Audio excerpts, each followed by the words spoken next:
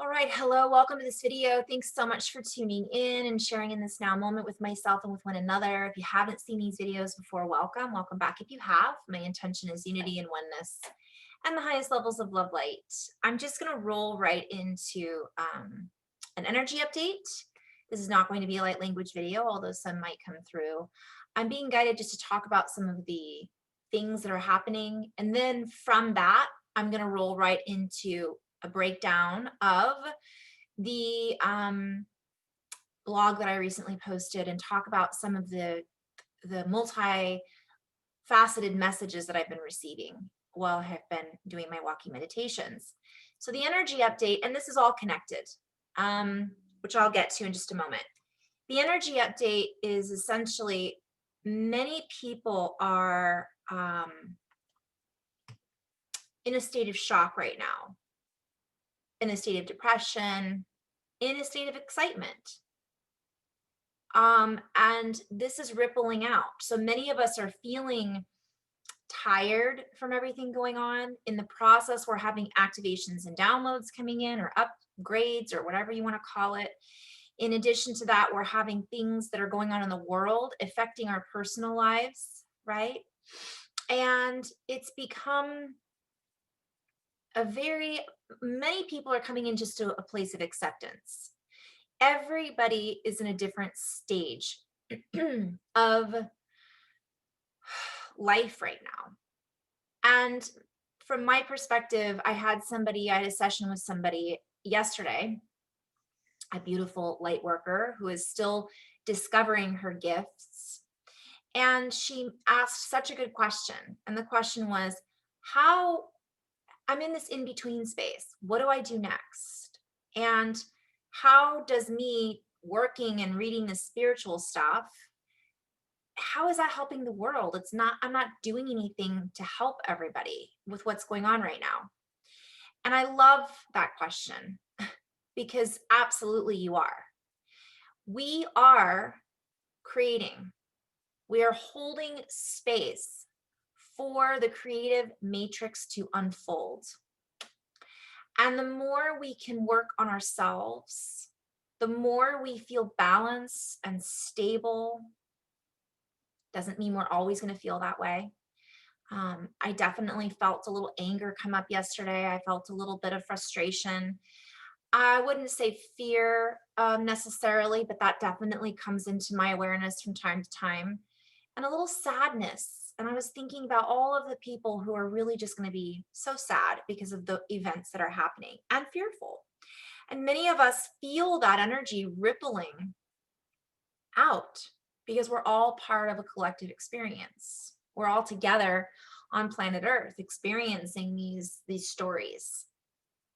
So to go back to that question, the more we do our inner work, the more we offer space for that which we wish to create or wish to see created to unfold. If we're in a constant state of separation from who we really are, we then separate from the reality of the truth behind the matrices, so to speak. And I'm speaking a little in code here. Again, if you haven't seen the movie The Matrix, I highly encourage you to watch it. It's entertaining, a little violent, but it really is a really good concept of what our reality system was built off of from one perspective. This is everything I'm sharing is my own perspective, and I'm trying to share it from multi perspectives because one is not the only truth. So the more we're working on ourselves, that creates literally an energy. And that is a creation in form, unfolding and creating an energy around our bodies, in our environment, in the form of energy. We've all heard thoughts have energy.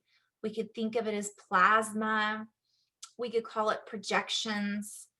Everything is connected. The last few days, I have been watching the plasma, the aether around me just everywhere. And it's funny because, and I'm going to come back to what I'm talking about in just a moment. or the creative aspect, as I was just kind of sitting in meditation with my eyes open, I saw it really moving out of the corner of my eyes. And I had a thought, oh, that's probably because the air conditioning duct I was in my house is moving that matter around. Now, the reason I think this is so funny and I really want to share it with you guys is whenever I'm working with someone, I always talk to them. I try to help figure out where the magic is in their lives that they're overlooking. And this is one of my biggest things that I had to learn. And I literally was laying there just thinking about the world events and kind of in that place as a human, having a human experience. I saw the little plasma in the air, kind of all of the particles floating around. And I thought, oh, it's probably just because the air conditioning duct, and that's what I'm seeing. Hello? Is that something most people see? Is that something that we all see on a regular basis? You can see all of the little plasma in the soup that we're existing within. Yes, many of us do see that, but there's a lot of people that don't. And I had that moment of aha, which we are all having throughout the day. That's magic. Some people would say that's not real. Some people would say you can't see that. Some people would say, well, that's crazy that you can see that. Like, well, what is it? And other people are just like, yeah, that's normal. But for me, 10 years ago, when I was a kid, it would have been normal. But I went through that period of time where I kind of went to sleep, which many of us did. And I just partied and didn't pay attention to really any of that. I would have looked at that, I would have ignored it. And I almost ignored it, like blew it off, like, oh, that's not a big deal. It's probably just, wait a minute. And then when I looked around the whole room, I could see it everywhere.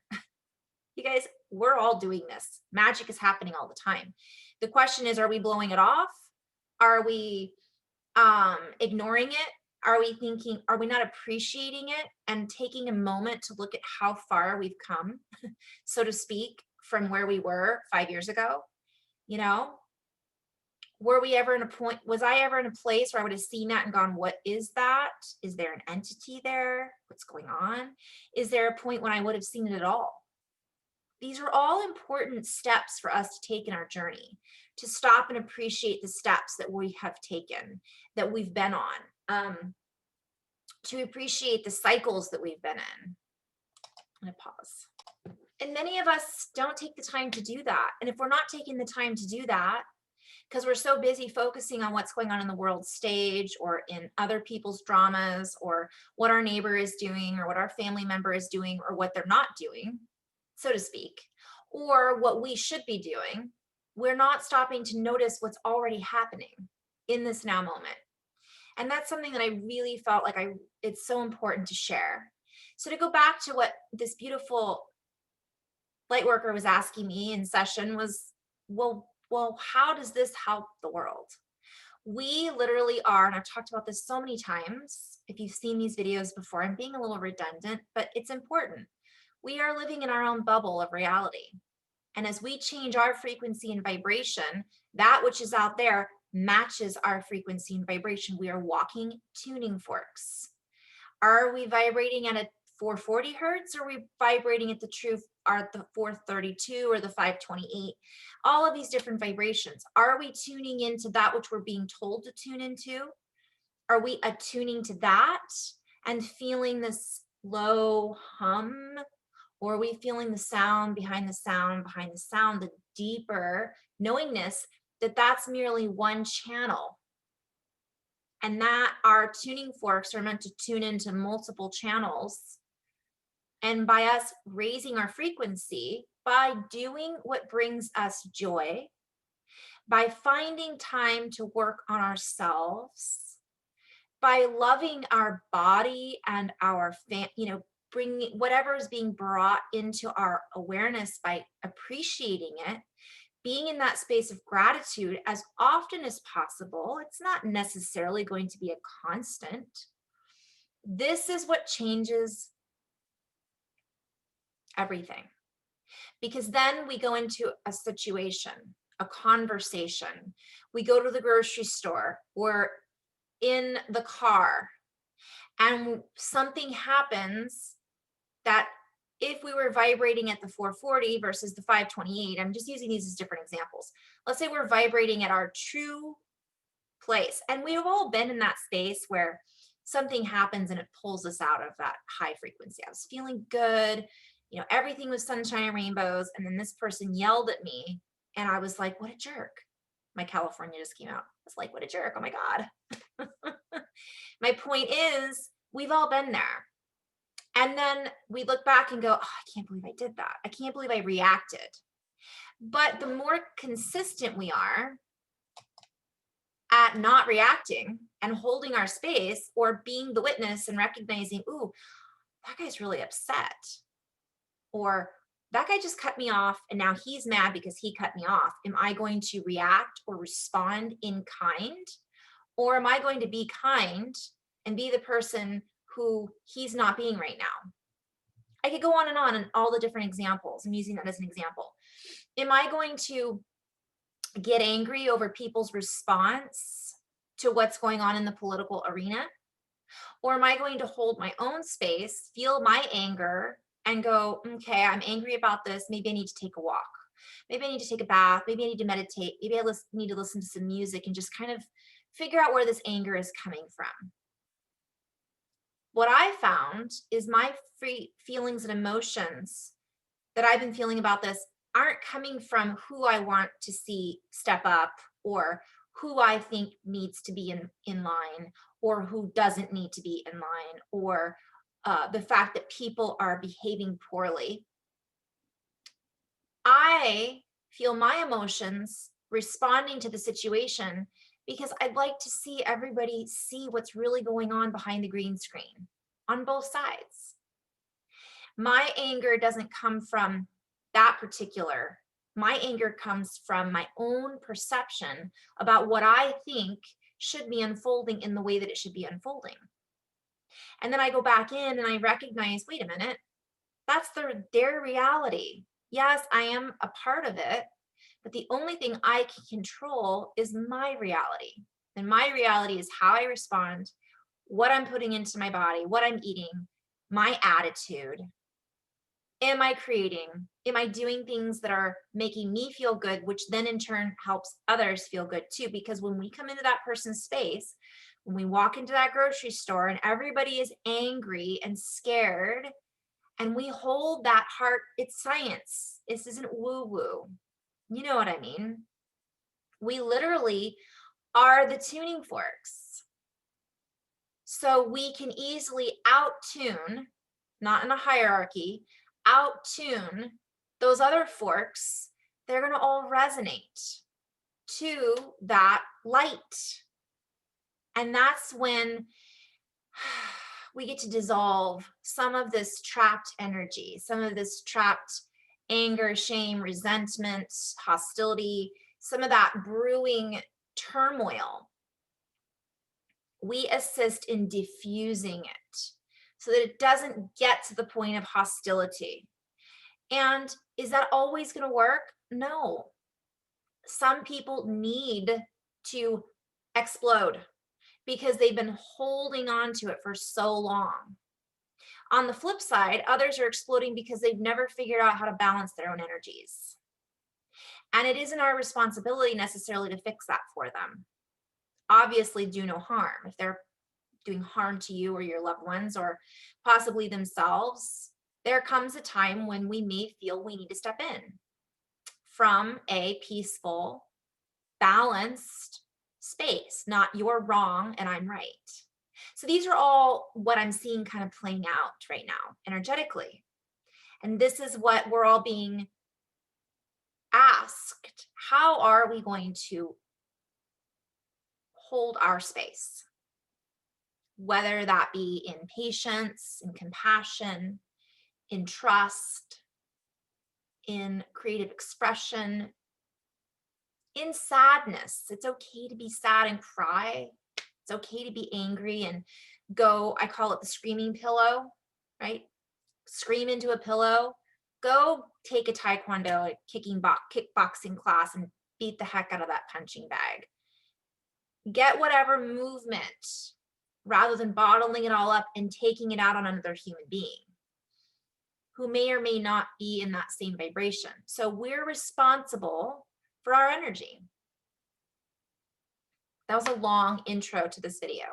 So that's my energy update a little bit. In the process of all of this, we've got crown activations coming in. That creative energy, many people haven't been creating. They haven't been expressing. They haven't really done the work to find their true truth. They've been eating other people's truths and taking it on as their own. And now events like this happen and they just don't know what to do. They're at a complete loss and it feels like this. And that's where many of us who are healers and teachers and just friends can assist in holding space. Maybe that person needs to talk about it and we don't have to fix it. We don't have to give our opinion. On the flip side, we're also being invited not to enable the victim. Can you believe that person did that? I can't believe I was so wronged. I can't believe the American people have been so right or wrong. Or it's time to move into a place of, all right, how are my activities affecting the ripple? My words, my deeds, my actions, my vibration, my thoughts. If everybody did that, all of that other crap would start to dissipate and dissolve. And the energy that's behind all of this would be really obvious. Because for those of us that are doing the work, it is really obvious at times. Not always, right? So that was the energy update. I have so much more to share, but I just wanted to share, it's about us. It's okay, whatever we're feeling, working on that. Sometimes we just might need to be alone to process what's going on and to feel, who does this belong to? Is this mine? Is this somebody else's? What is it that I can work on me? So to go back again to the question, that answers how we're helping the world, because then we can respond in kind and say, I'm really sorry you feel that way. If there's anything I can do to help, let me know. Or, oh, I understand, I understand. Or, yeah, I see how you could feel that way. Things are really challenging for a lot of people right now. You're not saying, oh, you poor thing, oh, I know it, aren't things awful? It's a different energy. It's a different response. That ripples out as well, right? Not telling people, oh, you shouldn't be upset over this. What's wrong with you for feeling that way? How could you like that person? Anyways, they were awful. So it's not about that. Again, right, wrong. It's just, it is. So let it be. Now, obviously, sidebar, if you're in politics, if you're in the medical world, that's a different layer, because that is part of your reality in which you have agreed to make changes.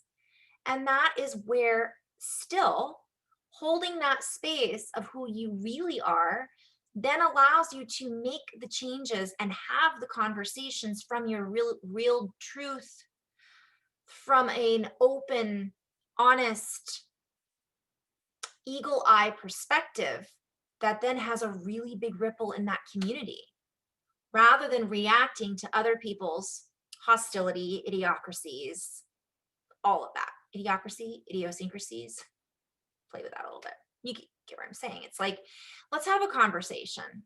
That's interesting that you would think that way. Here's my thoughts on that. Can we come to an agreement in authenticity and integrity? That's really what politics are supposed to be all about anyways.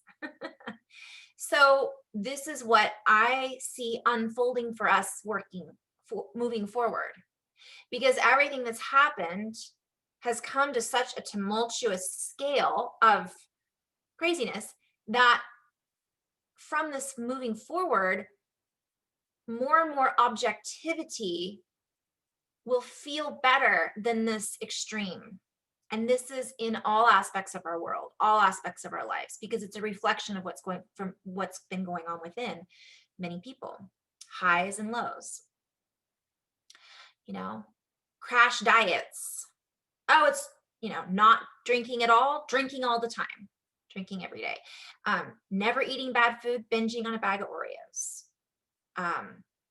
Don't want to learn about myself, so I'm just going to be in everybody else's business. Again, it's projection versus looking within to expansion. Big difference. Okay, that's the energy update. Maybe I will just end on this and to continue part 2 of the video because I just didn't realize I was going to go for so long. So thank you so much for tuning in. And this will be part 1. I'll do the video, the blog next in love and light. Namaste.